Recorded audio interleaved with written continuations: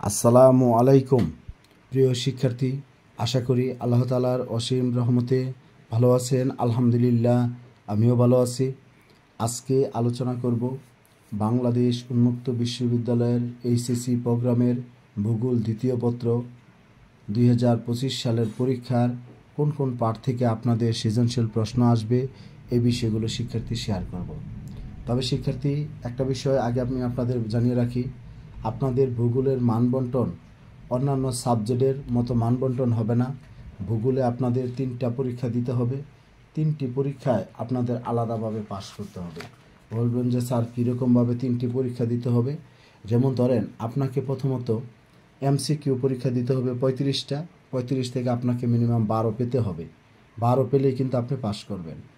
আর CQ প্রশ্ন থাকবে আপনার 6টা, সেখান থেকে 4টা আনসার করতে হবে। 4 10 40, 40 থেকে আপনাকে 13 পেতেই হবে। আর শিক্ষার্থী, ব্যবহারিক পরীক্ষায় 25 থেকে আপনাকে 8 পেতে হবে। এখন প্রশ্ন যে স্যার আমি 3টা পরীক্ষা কি একদিনে দিব? না, 3টা পরীক্ষা আপনি একদিনে দিবেন না। প্রথমে এমসিকিউ এবং সিকিউ এই 2টা পরীক্ষা দিবেন আগামী 26 জুলাই দুপুর 2টা থেকে 5টার মধ্যে আপনি পরীক্ষাটায় অংশগ্রহণ করবেন। একইভাবে আপনার সকল সাবজেক্টের পরীক্ষা যখন শেষ হয়ে যাবে, তখন আপনার এই ব্যবহারিক পরীক্ষার জন্য একটা সময়সূচি দেওয়া হবে। ওই সময়ে আপনার এই 25 নম্বরের পরীক্ষায় অংশগ্রহণ করতে হবে। মানে এমসিকিউ আর সিকিউটা একদিনে হবে, আর ব্যবহারিক অংশটা হবে আরেক দিনে। আপনাকে কিন্তু ওই পরীক্ষাটায় অংশগ্রহণ করতে হবে। যাই হোক শিক্ষার্থী, এখন আমরা আসি যে আমাদের কোন কোন পাঠ থেকে আমাদের দ্বিতীয় পত্র পরীক্ষায় প্রশ্ন আসবে। আমি একটু সংক্ষিপ্ত আকারে একটু বলে দিব, আপনারা যেন আপনাদের কাজগুলো করতে পারেন। ইউনিট 1 এখান থেকে শিক্ষার্থী আমরা পড়ব 1.1 আর 1.2 মানব ভূগোল ও ভূগোলের শাখাসমূহ, মানব ভূগোলের পরিধি ও পাঠের প্রয়োজনীয়তা, এদের অংশ পড়ব। একইভাবে ইউনিট 2 থেকে আমরা পড়ব 2.2 বাংলাদেশ, 2.3 ভারত, তারপরে 2.6 মার্কিন যুক্তরাষ্ট্র। এই অংশগুলো শিক্ষার্থী আমরা পড়ব। তারপরে আমরা সবাই চলে যাব ইউনিট 3তে বা 3তে যদি আমরা যাই, সেখান থেকে শিক্ষার্থী আমরা পড়ব ইউনিট 3 থেকে 3.2 অর্থাৎ জনসংখ্যা পরিবর্তনের নিয়ামক, 3.4 অভিগমন ও প্রকারভেদ, পরে 3.6 বাংলাদেশের জনসংখ্যা বন্টন ও কারণ, তারপরে বাংলাদেশের জনসংখ্যা বৃদ্ধির প্রভাব। তাহলে 3.7 বাংলাদেশের জনসংখ্যা বৃদ্ধির প্রভাব। আমি আপনাদেরকে একটু এখান থেকে পাঠটা দেখাই দিই, এটা আমাদের। তারপর শিক্ষার্থী, এখানে আমরা এই অংশটি পড়ার পরে আমরা যাব 3.8 যে বাংলাদেশের জনসংখ্যাকে মানব সম্পদে পরিণত করার উপায়। তার মানে 3 নম্বর চ্যাপ্টারটা আমাদের জন্য খুবই গুরুত্বপূর্ণ। এরপর শিক্ষার্থী আমরা এখানে যাব, এরপর আমরা যাব যে আমাদের 5 নাম্বার ইউনিটে, ইউনিট 5 থেকে আপনারা পড়বেন 5.1 অর্থাৎ কৃষি ও কৃষি কার্যের নিয়ামক। তারপর শিক্ষার্থী এখানে আমরা পড়াবো ইউনিট 6।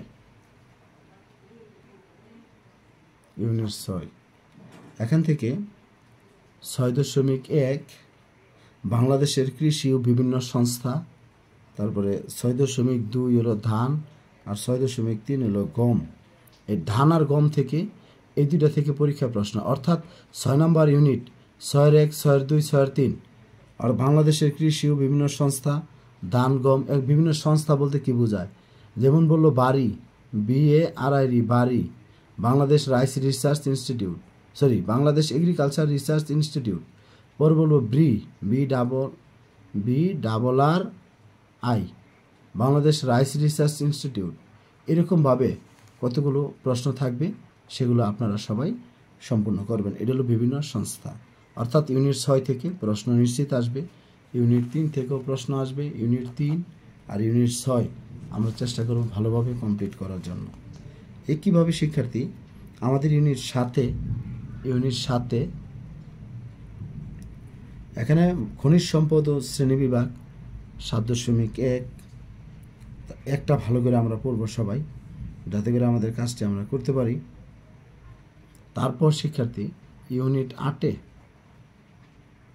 8-এর মধ্যে থেকে আমরা এখানে খনিজ সম্পদটা কিন্তু খুবই গুরুত্বপূর্ণ, এটা কিন্তু আমরা ভালোভাবে পড়ব।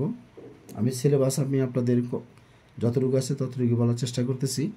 তার ইউনিট 8-এ 8.1 কয়লা উৎপাদন ও বন্টন, 8.2, 8.3 এই চ্যাপ্টারটাও পড়ব। বিশেষ করে আমরা যদি 3, তারপরে শিক্ষার্থী এখানে 6 আর যদি 8 আমরা এগুলো পড়ি, তা আমাদের কিন্তু প্রশ্ন কমন আসবে। তারপর শিক্ষার্থী এখানে আমাদের পরবর্তী যে কাজগুলো, তাহলে মূলত এটা আরেকবার বলে দিই। ইউনিট 8 ভালো করে পড়ব, তারপর ইউনিট 7-এর একটা আর 6, এই পাশে হলো আমাদের 3। এই চ্যাপ্টারগুলো আমরা সবাই চেষ্টা করব একটু ভালোভাবে পড়ার জন্য।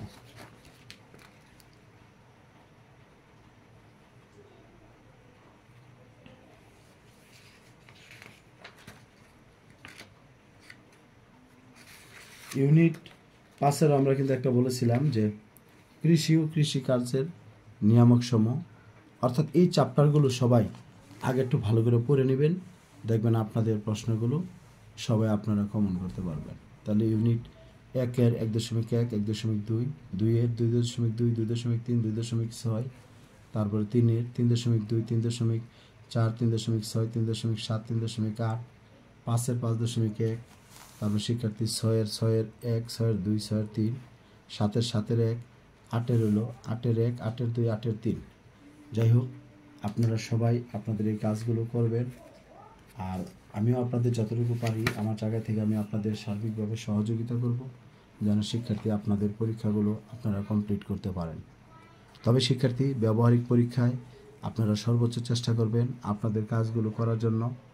আর আপনাদের কারোর যদি প্রয়োজন মনে করেন যে আমার কাছে একটা আপনাদের বিগত সালের প্রশ্ন সম্বলিত কিছু প্রশ্ন এমসিকিউ এবং সৃজনশীল যেগুলো প্রশ্ন এসেছে সেগুলো প্লাস সাজেশন আকারে যদি আপনারা নিতে চান, তার শিক্ষার্থী আপনারা আমার সাথে যোগাযোগ করবেন, আমি আপনাদেরকে সার্বিকভাবে সহযোগিতা করব।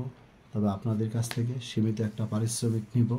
আপনারা 01609781125 এই হোয়াটসঅ্যাপ নাম্বারে যোগাযোগ করবেন, আমাকে মেসেজ দিবেন। আমি 150 থেকে 200 টাকা আপনাদের কাছে পারিশ্রমিক দাবি করি।